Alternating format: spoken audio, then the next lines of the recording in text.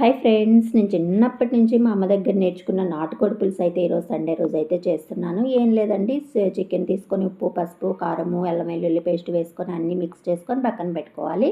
తర్వాత ఒక బాణల్లో ఏంటంటే కొన్ని ధనియాలు, కొన్ని లవంగాలు, దాల్చిన చెక్క, 2 బాదము, ఎండు కొబ్బరి అన్నీ వేసుకొని ఫ్రై చేసుకొని పక్కన పెట్టుకోవాలి.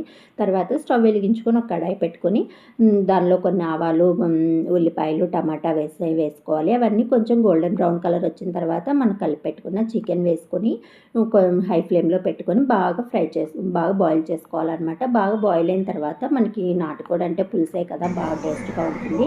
అందుకని కొంచెం వాటర్ ఎక్కువ చేసుకోండి. మనం వేయించి పెట్టుకున్న మసాలాలన్నీ పౌడర్ చేసి పెట్టుకోవాలి. పౌడర్ చేసి పెట్టుకొని లాస్ట్లో చికెన్ కర్రీలో వేసుకొని కలుపుకోవడమే.